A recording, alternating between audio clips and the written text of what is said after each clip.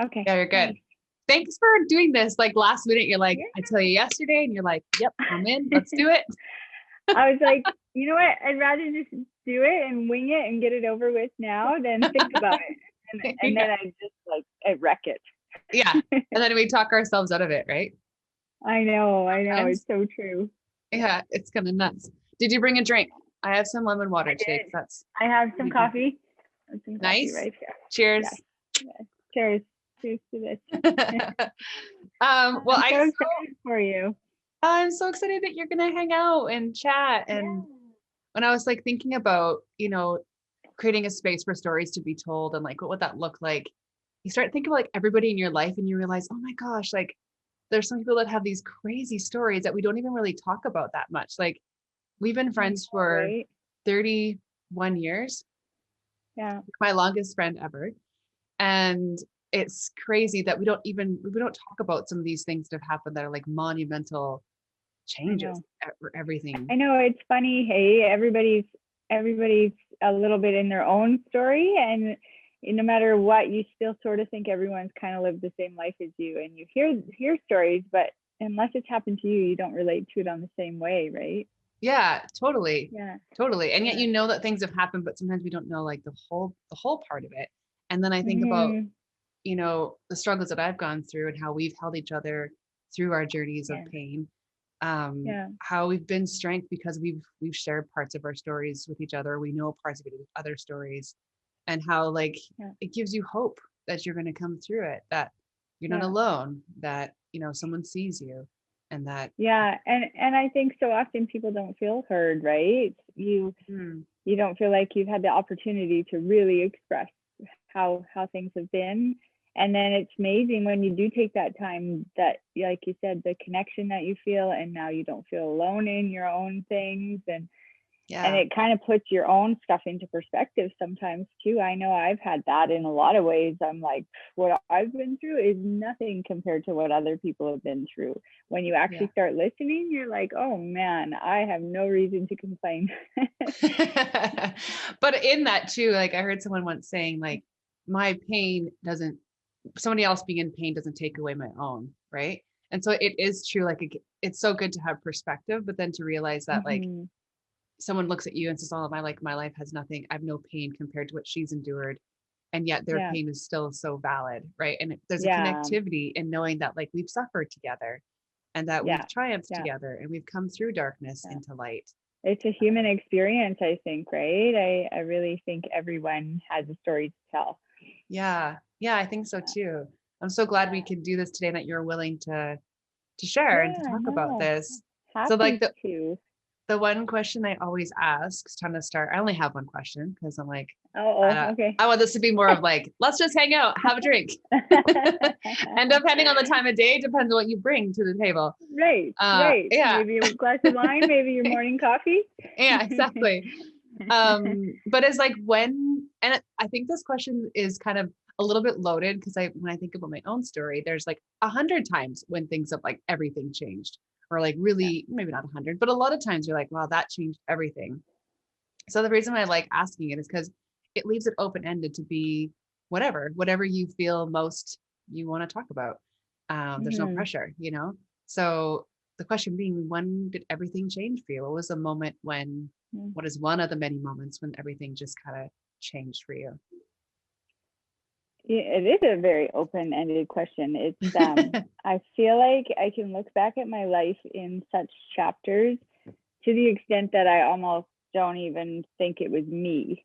Like Mm, I mean, even thinking back to having the kids really young, now I feel like I wouldn't even know how to hold a baby. Like I feel like that was so many chapters ago and so many lives ago that I don't even know. Like I don't even remember that person. Um, so yeah, I agree with you. I think life has like several different chapters to it, and mm, I don't know. I don't know. I think the biggest moment where I started realizing that and really feeling like, oh wow, this is a very different time of life was definitely when I had the motorbike accident. Um, But I'm sure prior to the motorbike accident, there were chapters that just seemed to be less significant, right? Like being a child and then getting married young and then becoming a mom young. Like those were definitely all chapters, but maybe they went along with my story more in the way I thought my story would go. Right. than, Right. You're than the motorbike. predicting it. Yeah.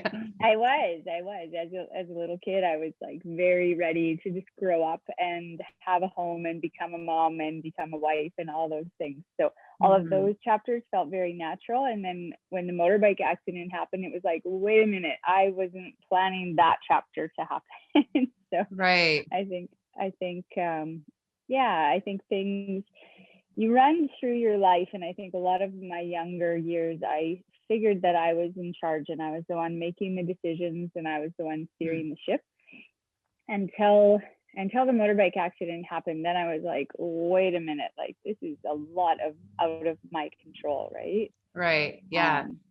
So how many years ago was the accident? That was in 2008. So what would that be? almost 13 years ago. Is that right? Yeah, that sounds right. Yeah. 2001, 19, 20, 2021. Yeah, it'll be that long in August this year. So wow. A very long time ago. And I remember there was a time in my life when I thought, I can't wait for the day to come where I don't think about this every single day, and that it's not affecting every single day of my life. And I can happily say that day has definitely come. Like for a while now, like I definitely, it comes up, of course, all the time, but it's not a daily thing, nor a weekly thing, nor a monthly thing that I think about. Wow. It'll just be little things that'll kind of trigger it. And I think the pain that I've been left with, I've just accepted as normal. And and it's funny, I don't even really give it any energy. I kind of just, it's there, and it's almost like this friend in a way that makes me slow down and makes me be a bit more aware and pay more attention to my body, which I didn't know how to do prior to injury at all. So I think it's been a very long time. Do you want to take us back to, like, I mean, I know glimpses of the story, but so when it all, like, what happened? So you're on a motorbike, you're living on the island, which all of us want to live there. So living on beautiful Vancouver Island. I mean, we fell in love with this place. It's like the weather is gorgeous. We can do something all year round. The places to explore are endless. There's mountains, there's ocean, there's rivers, lakes, streams. Like there's so much around us that we can check out, which I always enjoyed. So got a motorbike, which was fine. I really enjoyed being a passenger on a bike. It was a lot of fun. Probably not the smartest idea because we were a very, very poor young family, but we did it anyway. And so the kids were 3, 5, and 7.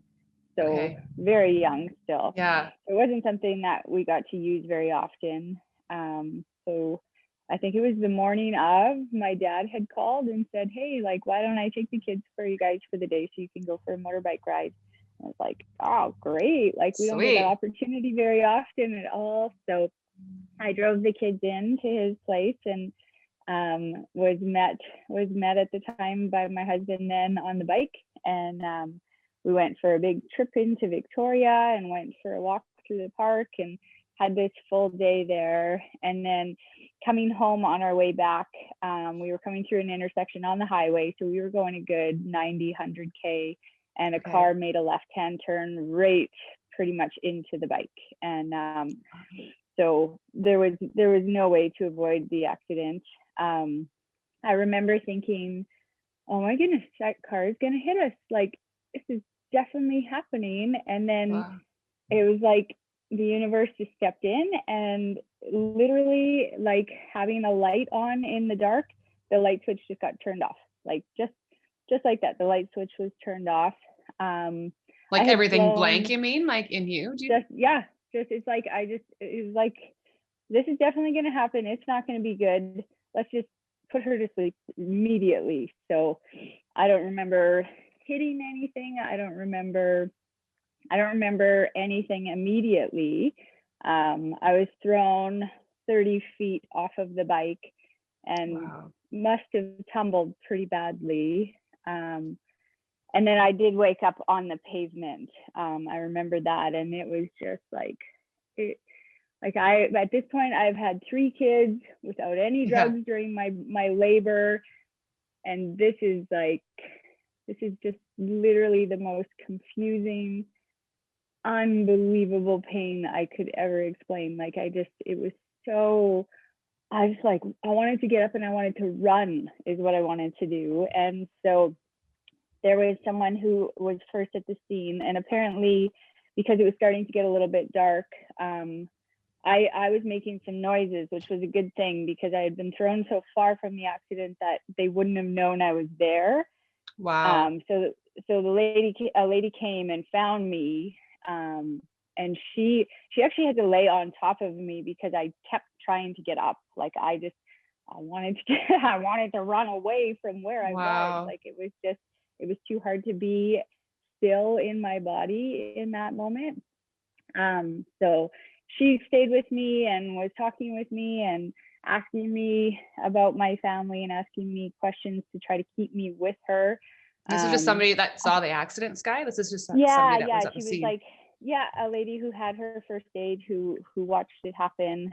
I mean, there was obviously a bunch of people there because my husband at the time was the driver of the bike, and he had gone straight into the car and was in very, very bad shape. And anyway, so she stayed with me and had me talking, and I honestly think she even had me laughing, like what? Not because I wanted to, because she just wouldn't shut up. Like I guess she was trying to, I can't remember, she was trying to say things to really just keep me with her until the ambulance came. So I mean, it was probably a good thing she was there because I broke, as you can imagine, like I broke like I think 7 or 8 different bones in my body.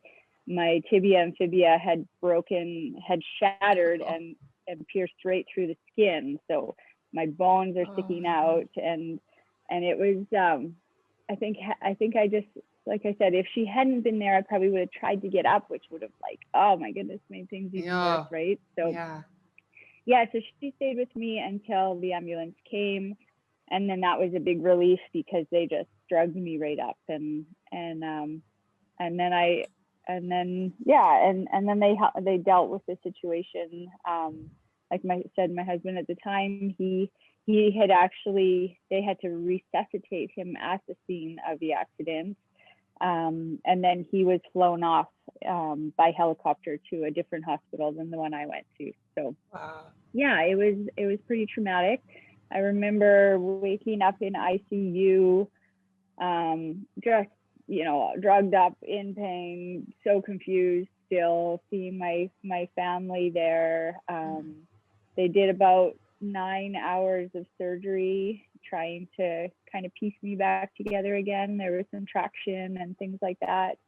I had awesome support, like the doctors, the surgeons, they were just amazing, like went out of their way for me. And then they put a bunch of rods and pins in. So I had damaged both sides of my body. So I think I must have really like flip-flopped and hit the pavement hard a few times. So the left side of my body was injured mostly, the femur, tibia, fibia, wrist, rib.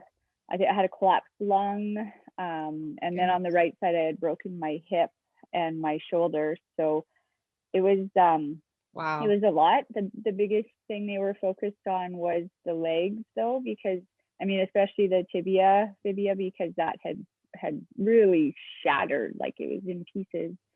So they worked hard to get that all put together again, and the surgeon was amazing, and he was so supportive, and he was so happy to be able to help. And so from there, I remember, I was in the hospital, I think only for about 3 weeks. They, like I said, they had put some rods and pins in, and I was kind of just in there recovering, and it was like, I don't know, I like slowly started to piece it together, how things had happened and where I was and what was going on, right? And Yeah. then I was like, okay, like this is what's happening, and I just kind of had to just accept it as it came and do what they told me and try to get better, right? So I had Yeah. so much support, like so many people. We had some friends that we were hanging out with at the time, some younger guys. They were like in their 20s, and they stepped in and they were taking the kids to the Oh, fair, and they were mowing our lawn and fixing our fence and helping wow. out in any way. My mom and dad obviously like stepped right in with the kids. Like Mm. they 100% helped them out. We had my husband at the time, his parents came down from Alberta. They were helping out. Like we had so much family that just swept in and Wow. completely just were there for us when we were both in the hospital. Um, yeah, so that was really quite amazing. And I think it really helped the kids with the whole thing Yeah. too. You know, it wasn't like, oh, their mom and dad were both in the hospital and badly injured and now what, right? Like Right. they, Yeah. life went on for them. And I think in a lot of ways they were protected from it. Um, Even when like knowing or, what was really going on. Yeah. yeah, exactly. I mean, my daughter being 3, I think has a very vague memory of it, but my boys 5 and 7, they definitely remember. Yeah. And they were so great too. Like they were really. I remember this one time, they had come in to visit me, and I was all casted up and Mm. everything. And I remember my son was snuggling me when my dinner came, and I didn't want to stop snuggling him, so I just said Mm. I'd eat it later. And he was like, "Oh, mom, I'll feed you." Like he was just Aw. like they were really great. Um, Aw. but it was hard though because I feel like I've always been a people pleaser, and I was in such rough shape, and it was really hard. I was just having to put on a good face for everybody, right? And Right. visit and just pretend like everything is dandy and nothing had Aw. happened. And so I was really exhausted. Like when I didn't have company, I just wanted to sleep. And I honestly would have just slept for 3 months if they would have let me. Like I Wow. just didn't want to be awake. I didn't want to deal with it. Um, Yeah. The Even just nightmare of that.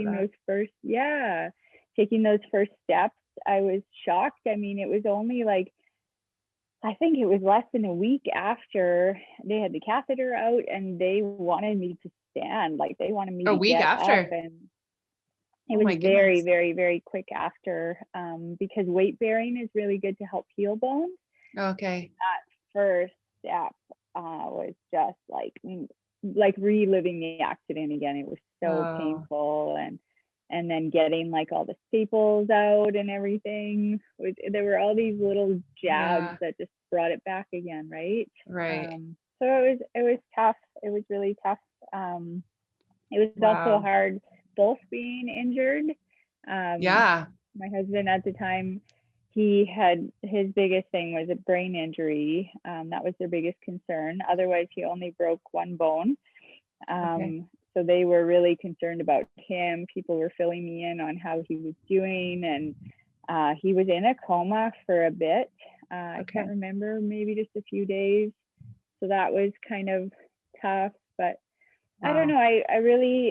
I felt like I was able to have some trust that things were just going to happen the way it was out of my control. So I Yeah. wasn't worried, right? Right. I feel like, I feel like my mind has a way of doing that, even when it comes to, I don't know, I went bungee jumping a few years ago and I was like, they know what they're doing. They're going to strap me in. Like this, I'm just trusting and I'm just going to do this. Or Yeah. like any other kind of crazy thing where you have someone else helping you through it. Like Right. I'm lucky to be able to just let it be and trust that things are working out, right? So Yeah. Well, and yeah, you were in so yeah. much pain too, right? I can imagine like for people, for someone whose spouse is in an injury and they're not, like your mind would just be, you wouldn't be able to, the days would just feel so long. Where for you, your body's in massive amounts of recovery. So you're, yes, Mhm. concerned about him, but also like your body's needing its own rest, its own sleep that it can't it probably almost like a surrender, like, okay, like, I what, think you're right. I think had I not been involved in the accident at all, I would have just been like a worried mess. Like I've been mhm, so obsessed with how he was doing and how he was recovering and what was right. going on and what the days were looking like. But because I was like so distracted with my own injuries, I was just Yeah. like, I don't even have it in me to be worried about anybody else right now, right? Yeah. And that's not like me. Like I'm really like I'm the one who takes care of everyone. I'm the one who is always more worried about everybody else but myself. So it was like this big like thing and my body was like, okay, for once you're going to pay attention to me. Right. Like and it's not selfish and it's not unnecessary. Like this is Yeah. you're recovering, right? Yeah. I have your full attention now. Like you're going to Yeah, recover. Yeah. yeah, it's so true. And I really like, even still, like, I feel like I spent so much of my life ignoring myself and what I Hmm. needed. And I mean, I Yeah. was so sick all the time when I was younger. I got every cold there was, and I was exhausted, and I didn't care, and I didn't listen to that. So, Mm-hmm. um, I think in a lot of ways, as horrible and traumatic as it was, and not even just the actual accident, the whole recovery of everything was super tough. Yeah. I still think that it happened for a reason, and I don't know if I would change it if I could. Like I think Mm. there was so much learning that came from it, um, that I wouldn't be half the shell of a person I am today if I hadn't endured that and learned from that and gone through that. Right? Right. Right. Yeah. Yeah. It's crazy. So you talked about being in the hospital for 3 weeks and then you come Yeah. home and you have Yeah. support and all those kind of things. But what is your journey now? Like, I'm just imagining, I saw you, I don't remember how far after the accident was, but I remember you had a cane or a walker. I can't remember. And you were Mm-hmm. still trying to walk, but Mm-hmm. that was quite a bit further on past your journey, like when from the accident happened. So I'm Yeah. curious to know when you came home, now, are you just like, are you having people come in to help you do therapy? Are you mostly just resting? Are you learning to to do things that would have been so normal to you prior to the accident that are now like relearning, rethinking how to take these normal things that would have been everyday living, now learning it all over again? Oh, definitely, definitely. I think in some ways being in the hospital was the easy part because I Mm. just was in my bed and they brought me my food and my medication and I was able to sleep and kind of ignore that real life would happen. Um, so when I did get released from the hospital, my mom, who was just newly married too, it was just horrible. She moved in with me and the kids because my husband at the time was still in the hospital. So she moved in and she helped get the kids to school and take care of them and take care of me and get me to Wow. appointments and everything. So they got me a hospital bed in the house. We kind of rearranged things. A friend's dad made us a wheelchair ramp for the door, and Wow. thankfully we had a rancher that was all one level. So when the day I came home in a wheelchair, and basically just home and straight to the bed. Right. I Okay. had a commode beside the bed. It was torture to get from the bed to pivot into the commode and back to the bed again. Mm. So it was really hard. Like to be home where you're used to doing everything, where you're Everything. used to taking care of things and making supper and taking care of the kids. Like I was a very, very, very busy person. I did not sit still ever. You Yeah. couldn't make me sit down for a show. I was painting the house or mowing the lawn or digging holes or I was doing something at all times. So to be in that space and Yeah. to have no choice but to sit there was really hard. But I mean, thank goodness I had the help and the support, right? Um, so my mom had moved in. My dad was helping out, and he was doing some things with the kids and helping out. Um, Mm. and then we also had like a home care lady who came in. She was cleaning the house and making dinner. Um, There was some physiotherapists that were coming to the house. I was working, eventually down the road, I started working with a kinesiologist. There was occupational therapists. There was a lot of And that they're all kind of coming stuff, to you. right? Yeah. So they were coming to me to start. Even driving in the car was very painful. So it was really tough. It was tough to go and visit my husband at the time because he was an hour drive away. Wow. And so I did make that trek, but it was so hard and it was so painful and I was so distracted by how horrible I felt. It was really hard to have a visit. Yeah, but then there was also like, there were times where I could just sit with the kids, right? Like when you're forced to slow down. So anyway, I came home with a wheelchair. I slowly moved to a walker. Then I had crutches, and then I had one crutch, and then I had a cane. So it was a slow progression of getting back to walking. And it was hard. It was really, really hard to relearn how to walk. Like I remember dreaming and having dreams of running around and having all this fun and doing all these things. And then I would wake up and I'd be like, oh, right, here I am. I can't move. I remember sitting watching people walk, like literally drooling at the thought of walking the way that they walked. Like I remember just watching them thinking, will I ever know how to do that again? Will I ever be able to do that without a limp? Like how has my brain forgotten? So yeah, slowly it progressed. And then I was able to walk without a cane, but I still had a pretty bad limp. And then eventually, like through a lot of like recovery, and I mean, I found yoga in there and it saved my life in so many ways.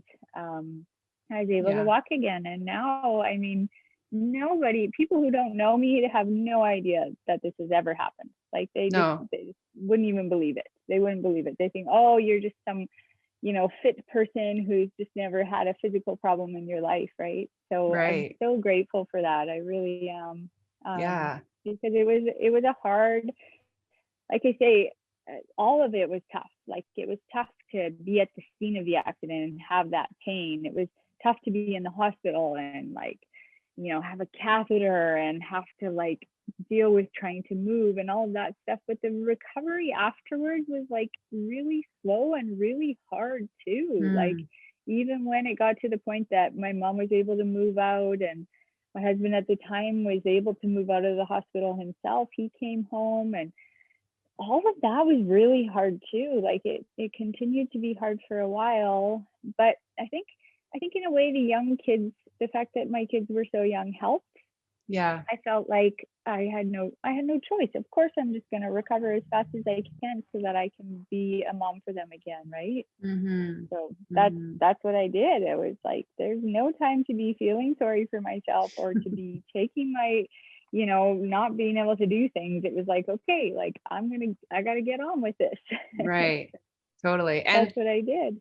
That's kind of your personality. Like, I think you're such a caregiver, and you are somebody who's like you said, I didn't want to let people down. So I'm like talking to them and smiling, and they're coming over to visit. And all I want to do is like sleep, but I think like our kids in some ways, especially those younger years, they pull you out of that pain. Like they pull you out of that devastation, right? Like they pull you towards the light almost, it seems like the little people absolutely. that they are. And it's actually really funny because in that brief moment when the light switch got turned off, when I knew the accident was going to happen, in between that and when I woke up on the pavement, there is this flicker of a choice that was given to me.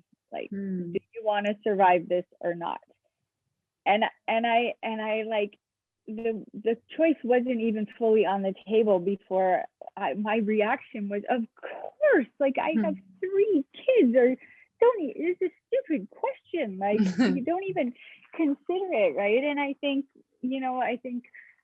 I still like really, it's so clear in my mind that the reason that I recovered and the reason that I came back and the reason everything happened was so much for the kids, right?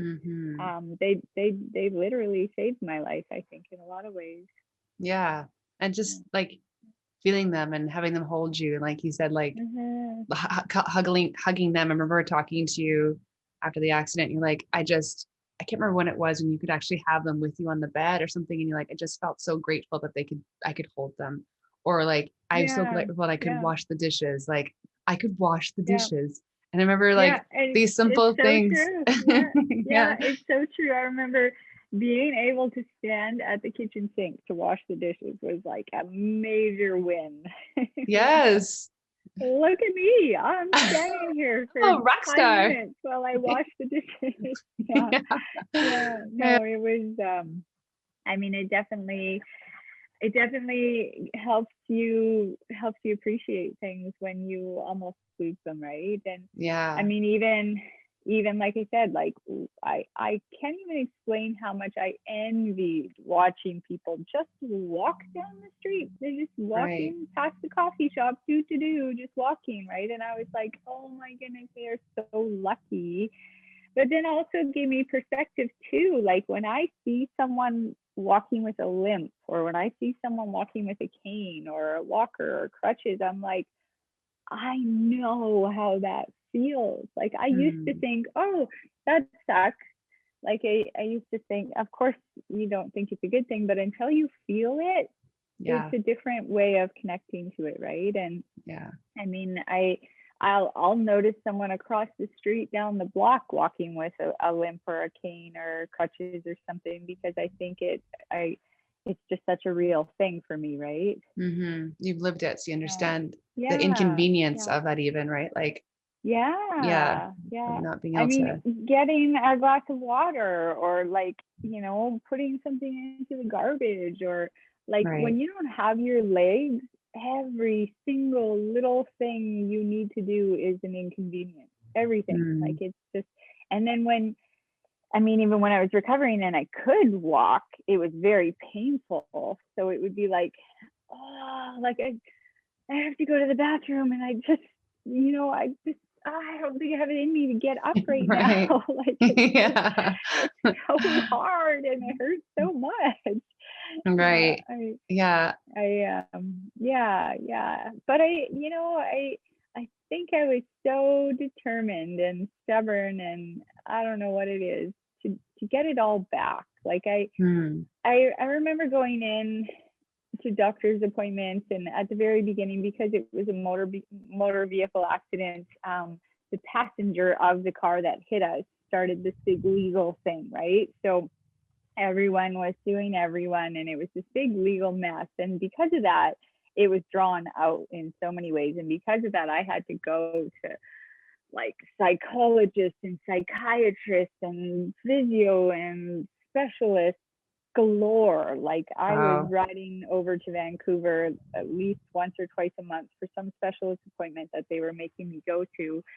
And um and it was hard. Like there was a piece, or I think it would have been very easy to just be consumed by that, to just, Right. this is my story. Oh, I'm injured. Oh, I'm hurt. Oh, my legs. Oh, this. And I feel so grateful that I was never buying into that story. I remember going to doctors and they were like, oh, like you'll never be able to run again. And oh, you're going to have arthritis. You're not going to be able to move your legs. And oh, you'll never be able to do so many things. And I was like, who are you to decide?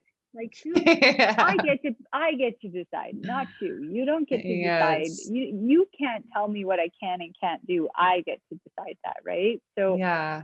I'm grateful that there was that stubborn piece of me that was, Yeah. when a doctor told me I'd never snowboard again, I was like, yes, I will. Thank you very much. Like, and I'm grateful that I was able to push past a lot of the things that they said. I mean, I took the things they told me that were useful. Hmm. I had one doctor who said, like, the spin bike is huge for recovery, huge for my legs, strengthening them. It would be a really, really good exercise. Awesome. I used that. I had Right. it was actually a psychiatrist that I saw that suggested yoga for me. And I'm like forever grateful to her, right? Mm. if I didn't do yoga every day, I think I would just seize up and stop working like a rusty old vehicle, right? So Yeah. I'm super grateful for that too. And I'm grateful for a lot of the good advice that I was given from the doctors. Yeah. But I'm also really grateful that I didn't buy into the bad stuff, because Right. I think the power of your mind and believing things is more than just the way it, like, if you believe it, it would happen, right? Right. Right. You saw And yourself I think capable instead of incapable. totally, Yeah. totally. And I think it's too bad that some people end up, their life changes because they believe what some doctor said, and now they take that as the truth. Right. Instead of believing that that they will ride a bike, that they will go snowboarding, that Yeah. they, that you can do things that I think would be easy for all of us in life, whether it's mental state or physical state, to become a victim of that. Mm-hmm. And I think you're Mm-hmm. just a beautiful example of what it's like to not be held as a victim, but you're like, no, I will do the things. People will see me and not know that I ever had an injury because I believe it and I'm going to do it. Mm-hmm. Yeah. Yeah, totally. And I think learning that and understanding that power that we all hold is really huge. And I mean, I think the motorbike accident really started a real self-discovery for me. Like, Mm, physically, I feel my body in ways that I never did before. right. I notice my body in ways I never did before. And sometimes it's because it's hurting, but I Hmm. I don't look at that as a bad thing. It's like, oh, it's almost like a neglected child or something, like Right. I tried to frame it in my mind in a way that, okay, like I need some more care today or this week, or like I try to be kind when I'm feeling that way. But I also had so much time for like spiritual, mental discoveries too, right? Mm, I was forced to slow down, so I read a lot of really great books, and these books were coming to me at such a great time. And I remember, I think it was The Power of Now that I was reading right when the accident happened. And I remember, like, I'd have a hard day and I'd go and I'd open the book up, and I would literally, the first sentence would be exactly what I needed to mm, hear in that moment. And I think, it gave me time to realize that I need to like take care of my mental state as well as my physical, and all of that, right? yeah. Yeah. Yeah. Well, I think in those Yeah. pauses, like you said before, like you were you're a busy person, you were digging holes, you were Mm-hmm. painting walls, you were doing things. And oftentimes in life, we don't get stillness. And if we do, it's maybe not long enough for us to really like, when you go on a holiday, you like spend time on the beach and you read half a page, or that's how I do it. Anyways, I don't read a lot when I'm on Mm-hmm. holidays. I ended up just Yeah. sleeping a lot of the time. But, you don't get a lot of that forced stillness where like, so from your time of being home to the time that you could actually function as like you would say in more normal ways with washing the dishes, how long was that time frame? Because I'm assuming it was quite a few weeks or months that you had like that time to Yeah, really. so I'm trying to think. Yeah, so I was only in the hospital for 3 weeks. I was like, everybody was super surprised how quickly they were pushing things along. Like I said, I was standing almost right away. They were like, come on, like, let's Wow. get you back, let's get you back, let's get you out of here. Um, and then I think it was probably 3 months before, and then my mom had moved out. And I Okay. still had a lady coming in to help with dinner and clean, but maybe an hour a day or Wow, something. It Skye. wasn't full time. So I'd say within 3 months I was like back to a point where I could do things. It's a bit of a pain because the rods that they had placed in my leg, I'm not sure, something happened with that, and for some reason it was like an inch too long, and so I had this rod sticking out of my knee that stopped me from being able to bend it anything more than 90 degrees, and it was like quite uncomfortable. I could really feel that. So I had two more surgeries after the accident to get everything removed. Oh. The first one, when they took the rod out of the tibia fibia, which had broken really badly, when I got out of the hospital from that, I was like, oh great, now I'm back to square one again. Like Oh no. it was a really hard recovery from that one. The second surgery, when they took the rods and pins out of my hip, that one I recovered pretty quickly from. So within the first year, like it was like doing good, no more surgery, back to recovering, doing good, no more surgery, back to recovering. Like it was a little bit of that going on. Okay. So I'd For a say full like the year. first, yeah, well, at least six or 7 months anyway, Yeah. was kind of like really focused on that. And then like I'd say, I think it was the following summer, I started working again. Like a neighbor had offered an office type job to me. So I started doing that kind of casually, and things were like back underway. I was getting back to somewhat of a normal by then, right? So Wow. yeah, yeah, no, it was faster than you would think. It was Yeah, faster it than you would is, but think. yet still Yeah. such a massive interruption. And then so much, like you said, Mm, so much learning and growing and spiritual, like, yeah. you know, contemplation and like body awareness and self-care and the Yeah. things that you wouldn't have maybe found, well, you wouldn't have found the time had you not No. been like forced to be, still. Mhm. Mhm. Yeah. Yeah, and I think I learned a lot more compassion for other people, and I understand pain in a way that I didn't before. I mean, of course everybody, oh, you get a sore back or you sleep wrong, you get a sore neck, but I didn't understand like chronic pain Mm, and what the body can really be going through until after.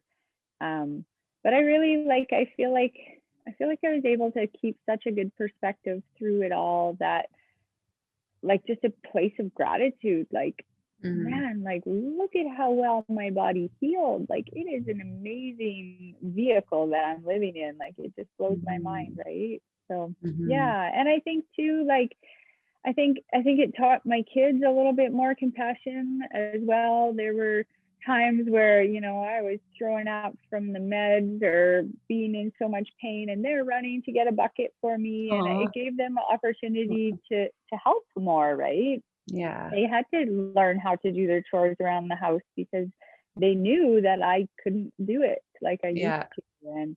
And they were really, really awesome about it. And I think I could look at it like, oh, my poor kids, they had to go through that. I can't imagine how they felt when my dad sat them down on the bed and said, hey guys, like mom and dad have been really hurt. They're in the hospital. Like Mm, as a little kid, I'd be like terrified at that. But I think they accepted it really well, and I think it made them more compassionate people mhm, because mhm. they saw their own parents go through that, right? Yeah, totally. Yeah. Things that you can't teach Yeah. somebody without actually going through it. Like it's Exactly. Yeah. mhm. Yeah. Yeah. Yeah. No.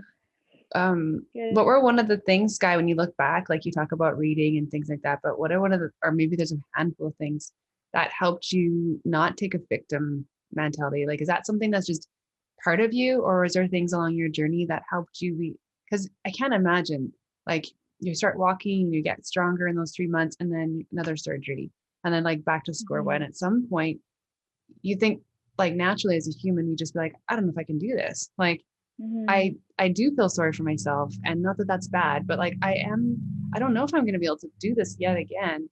So what held you in those seasons, that season where it was kind of that constant, like bit of a yo-yo, that helped you, that Yeah. gave you that hope, that was kind of like the light that drew you forward? Was there something or some things that were I think a lot of things. Like I think it is in me. I think that is who I am at the core of me. I can find the brightness in a dark day. But like to be honest, I had a lot of days that were really hard. I remember waking up and crying and just being like, I don't want to do this. I don't mm, want to wake up from a magical dream where I was like running around and having a blast and mm, doing all these things to be in this reality.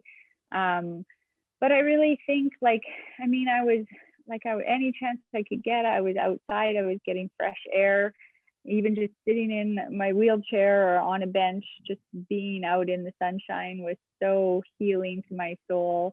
I think being in the space that I'm in was so helpful, to be able to be near the forest and the ocean and the trees and all those sort of things that feed my soul. I know that being a mom and knowing that I need to live by example for my kids was really huge too. I mean, they were so young. They were in such an impressionable age. I think there was a big piece of me that still just needed to be the mom that they needed, right? So I think my kids helped push me through. And then I was lucky to have like friends and family around that were able to, you know, take care of things when I wasn't doing well. I mean, my mom was really huge with all of her help and support, and even all the books and all the messages and everything that I received from everybody else was feeding that positivity, right? I mean, I think people noticed how well I recovered, which made me want to recover even more well, right? Like Right. Yeah. I think when you focus on the positive, you get more positive, right? So I think that was a big thing. And then like I said, there are so many books that on the days when I really, really needed it, that I would read those, and even just little chicken soup for the soul stories of people you know, overcoming tragedy or seeing different lights to things. Yeah. And then in the end, on days when I was feeling really, really rough, but I was able to move, like doing some gentle yoga and stretches and moving my body in ways that felt good was really also healing, right? So it's kind of just like one foot in front of the other. That's all you can Right. do. Yeah. Yeah. And I think just being kind, even, I think I learned that, how to be much more kind to myself. If I had a bad day, I had a bad day, and that was okay.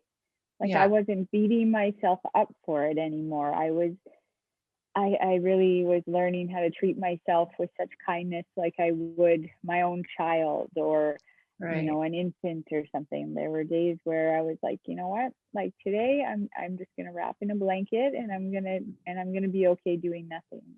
Yeah. Yeah. Yeah. That's amazing.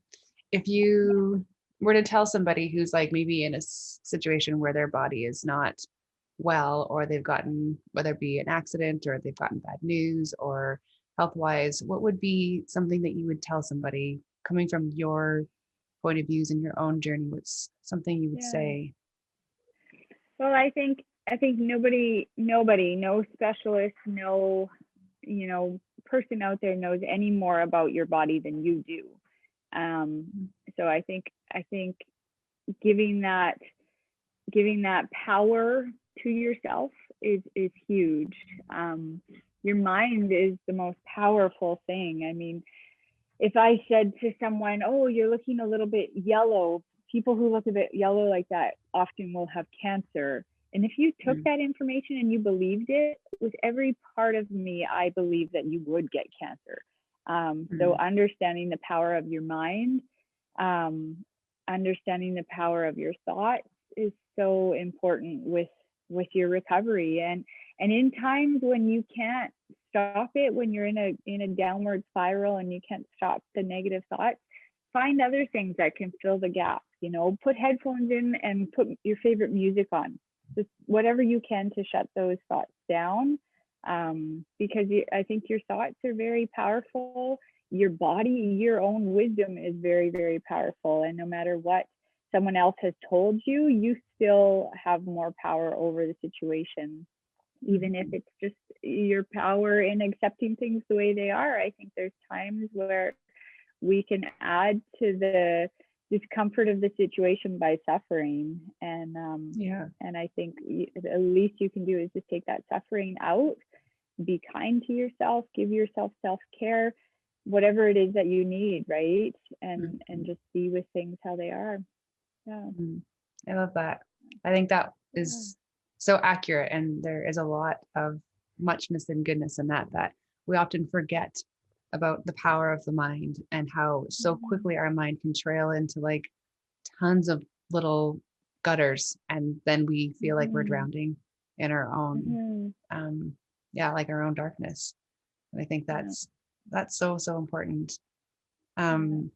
I just have like so many thoughts that are rolling through my head, thinking like from being, this young mom, having kids so young, like we both did, and then going through this Yeah. tragedy, this awakening, this like self-awareness, this spiritual journey to like where you are now. When you think back of like what you went through and what you do now, do you ever find yourself being like amazed? I think you mentioned it a bit in the beginning. I'm just amazed of like the fullness of life that you get to live. Like you actually brought me to be somebody who like loves the trees. I remember coming to visit you on our 30th birthdays, I think it was, and we went on a walk in the forest, and I was like, oh my gosh, like look at the moss. I And know. I've kind of lived in like suburban areas, cities, I definitely haven't had the forest at my leisure, my backyard almost. And that was such an amazing, and that would have only been, I guess, 3 years after your accident, maybe. Mm-hmm. And so, Yeah. yeah, because 30 or 41 now. Yeah, about that, I Yeah. guess. And you just would like walk in the forest. Like I come here every day, and I'm just like, I feel like I learned something from you so valuable. Like that the forest is, nature is so healing. Nature is so Mm-hmm. uplifting. It does something to the soul, to the mind that we don't even like know. I've lived across the street from parks and haven't taken my kids there because I've just been so busy in the city life. And you really brought like that grounding likeness to me. I feel like you kind of put like the floor underneath me and you're like, look at nature. And it just was part of your essence. And it's now 10 years, 11 years later, that's my happiest space. I love being amongst nature. It's so therapeutic. And I think that you've taught many of us that, you'll never know how people you've changed or touched just by being who you are. But like you said, it was the tragedy that brought you to this place where you maybe didn't take things for granted. Like you went for a walk every day because you know what it's like to not walk. Um, Mm-hmm. Mm-hmm. Oh, totally. I think you get a new perspective, right? When you lose things, and I feel like now I've learned how to really enjoy life and take time and slow down and have gratitude for things, right? Um, just being able to be active and be outside and be in the elements has just been incredible. And I mean, I'm so amazed all the time. Like I'm so proud and grateful for my body and for all it does. I close all of my yoga practices with yoga mudra, just bowing and taking a moment of gratitude. And it's just like, thank you, body, for all you let me do, because I feel like I've come to a place where I can enjoy so much out of life. Like I'm out in the elements. I'm out kiteboarding, or I'm out hmm, snowboarding, or I'm out dirt biking, or I just got my own Harley and I'm out riding hmm, that. And it feels so empowering to not live from a place of being paralyzed, to not live from a place of just living in fear. Like I feel more gratitude for those things that I get to do than I think anybody else does. And I have more respect for the fact that I can do those things, right? hmm. Um, because they really they make me feel happy, like at the core of my being. And to think there was a time where I didn't think I'd be able to do that stuff, and now I'm doing more than I even used to do before I had the accident, is like, how could you not be so excited for that, Yeah, right? yeah. And I don't think anybody else would understand how happy and excited I am for it, and how proud I am that I can do these things. Like it's Hmm. it's not just it's not just because I learned how, but it's like I learned how when I was told I wouldn't be able to. And I Right. think that just adds even more to the enjoyment and the gratitude that I feel. Yeah. Yeah. It's like so much courage. I think in life, there's so many people that we've been told things, whether it be in school or, I remember when I was in school, my teacher's like, you just can't write. And like, I believe that in grade 10. I was like, I just can't write, and how these things Yeah, can just so hold you true. back from Mm-hmm. from really trying new things, or from really believing that you aren't hinged by someone else's opinion of who Mm-hmm. you are and your capabilities, or your your limitations. I Mm-hmm. love that you've just been Yeah. like in everything. I feel like you're just such an inspiration, not just in physical, but like you've just, even what you've gone back to school and like you're just helping, now you're helping students, and it's just, there's Mhm. just so much that I admire about you, and I'm so grateful that we've had like 31 That's years of very doing kind life of you. together. I'm really lucky. I feel like we're like those girls from Anne of Green Gables. That's right. Running through the forest with our big dresses. I think, yeah, I mean, I really, truly feel gratitude, and I do. And I, not to sit here and say, oh, okay, well, now the accident happened, my life is just perfect. Like, Mhm. there are still, like, it's so real to have hard days. It's so real to have Mhm. dark times. But then when you come out of those dark days or those dark times, then it's like you feel even more gratitude for the good times and the good days, Yeah. right? And I think life is about that contrast. I think if things were just perfect all day, every day, you would never appreciate that. You would You never wouldn't. appreciate without any kind of contrast. It's like you have to have something to compare it to in order to realize how awesome it really is. Yeah. And I think that's really been like the whole story for a very long time, like learning Mhm. how to compare not walking to walking, and learning how to Mhm. compare, not being able to do things to being able to do them, and to do them with ease, right? Yeah. Yeah. Yeah. It's so Yeah. true. I'm so Yeah. grateful we got to hang out today. I'm gonna end. You probably answered this question. I always end with one question. But there is two questions. Okay. But it kind of changes. But you kind of answered it. But maybe there's something else that'll come out of it. So in Yeah. the last week, or even in the last day, or the last month, what have you found brings you the most joy? What have I found brings me the most joy? I think stillness has been bringing me a lot of joy lately. I mean, just Mhm. taking a walk, or sitting with my animals, or even just at work, just sitting in the staff room, and just being, right, like just Mhm. being with myself, with a quiet piece of myself in whatever I'm doing, has been bringing me a lot of joy lately. And I think that's like, that's hard to do.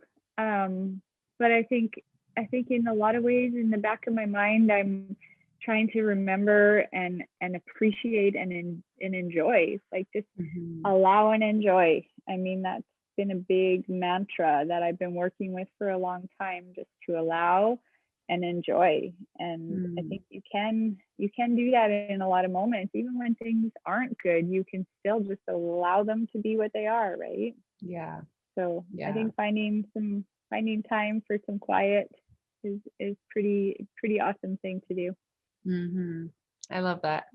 Thank you. Thank Yeah. you for being here, and thanks for making time. Oh, thank you So on for the whim, having being like, me. yeah, sure, tomorrow. Yeah, it's so fun, and it's so, I think it's so healing to be able to tell our stories and to feel heard. And Yeah.